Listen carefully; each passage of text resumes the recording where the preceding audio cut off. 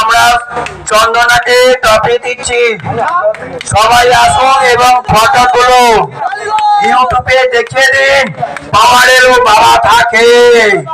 আজ প্রমাণ করে দিয়ে গেল চন্দনা, সঙ্গে মালাই এত সুন্দর পরিবেশন করলো।